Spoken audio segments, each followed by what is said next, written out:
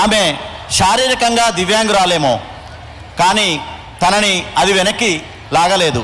మానసికంగా అత్యంత దృఢస్తురాలు.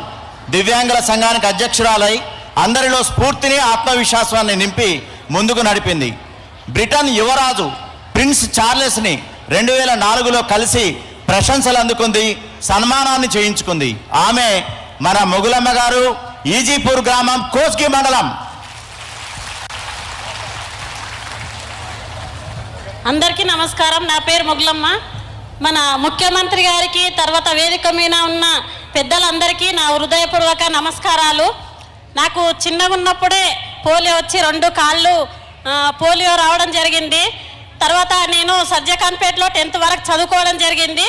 తర్వాత మహబూబ్నగర్లో ఇంటర్ చేసి ఇక్కడ మండల్ మహిళా సమాఖ్య ద్వారా నేను హైదరాబాద్లో ఎస్ఆర్ శంకరన్ గారి ఎన్జిఓలో సోషల్ వర్కర్గా పనిచేయడం జరిగింది.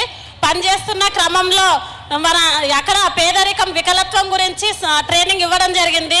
శారీరకంగా నాకు వికలత్వం ఉంది, నేను కూడా వికలాంగుల గురించి పని ఎందుకు చేయరాదు, నేను ఖచ్చితంగా నాలాంటి వికలాంగులను కూడా బయటికి తీయాలని గ్రామాల్లో ఉన్న వికలాంగులను గుర్తించి సంఘాలు చేసి మండల వికలాంగుల సంఘాలు కూడా చేయడం జరిగింది.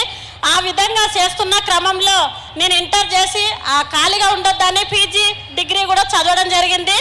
తర్వాత 2004లో నాకు prince Charles the individual leader on the great of the society అని బిరుదు ఇవ్వడం జరిగింది. తర్వాత సోనియా గాంధీ గారు నాకు 2004లో రాజీవ్ గాంధీ ఫౌండేషన్ కింద నన్ను ఢిల్లీకి పిలిపించి తన ఇంట్లో 9 రోజులు పెట్టుకొని ట్రైనింగ్ ఇచ్చి 3 వీలర్ కూడా ఇవ్వడం జరిగింది. 2005లో అంటే ఇదంతా నేను మన వికలాంగుల గురించి ఖచ్చితంగా ఎక్కడో ఉన్న వికలాంగులు ఇంట్లో ఉండరాదు, కుటుంబాలకు భారం కారాదు, ఖచ్చితంగా వాళ్ళు కూడా చదవగలరు, పనులు చేయగలరు.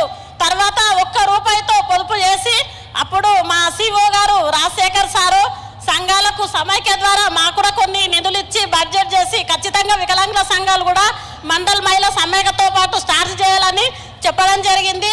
ఆ చేస్తున్న క్రమంలో నాకు 2005లో నోబెల్ శాంతి బహుమతికి నామినేషన్ అవ్వడం కూడా జరిగింది.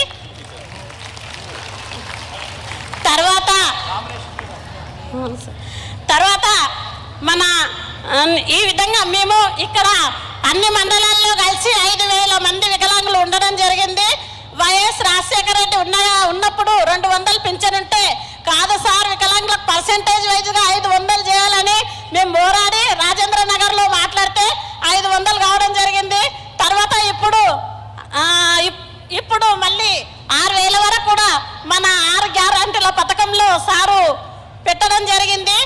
తర్వాత మన వికలాంగులు ఖచ్చితంగా మహిళా సంఘాల లాగా ఎదగాలని, తర్వాత నేను వికలాంగుల గురించి పని చేస్తూ సామాజిక కార్యకర్తగా చేస్తూ తర్వాత దుర్గాబాయి దేశ్ అవార్డు తీసుకోవడం జరిగింది. ఇదే విధంగా మన మండల్ లెవెల్లో నైబర్హుడ్ సెంటర్స్ చిన్నపిల్లలకు వికలత్వం ఎట్లా వస్తుంది, రాకుండా ఏ విధంగా జాగ్రత్తలు తీసుకోవాలి, తర్వాత వాళ్ళకి ఎట్లా థెరపీలు చేయాలి, కామ్నేన్ హాస్పిటల్, ఎన్ఐఎంహెచ్, ఎన్ఐహెచ్హెచ్, ఎల్వి ప్రసాద్, భగవాన్ మహావీర్ ఇవన్నీ ఇన్స్టిట్యూట్లో వికలాంగులను తీసుకెళ్లి ఆపరేషన్స్ కూడా చేయించి వాళ్ళ వికలత్వాన్ని తగ్గించి వాళ్ళ జీవనోపాధుల గురించి ట్రైనింగ్ ఇచ్చి కొందరికి జీవనోపాధులు కూడా కల్పించడం జరిగింది బ్యాంక్ లింకేజ్ ద్వారా. ఆ విధంగా నేను కూడా వాళ్ళతో పని చేస్తూ మా తమ్ముళ్ళని, చెల్లెళ్ళని చదివించి నేను ఇల్లు కట్టుకోవడం జరిగింది. తర్వాత ఇప్పుడు అదే క్రమంలో ఇంకా నైబర్హుడ్ సెంటర్స్ అని ప్రతి మండలంలో ఇక్కడ 5 మండలాల్లో సెంటర్స్ ఉన్నాయి. సెంటర్స్లలో పిల్లలకు సేవలు చేయడం జరుగుతుంది. అదేవిధంగా వికలాంగులు కూడా సమాజంలో అందరిలాగా ఆత్మగౌరవంగా బతకాలి, తర్వాత అనుకూలమైన వాతావరణం కల్పించాలి, వికలాంగుల చట్టాలు అమలు పరచాలి, అందరిలాగా మాకుడంగా రిజర్వేషన్ సమానంగా చూస్తారని నేను సార్తో కోరుకుంటున్నా.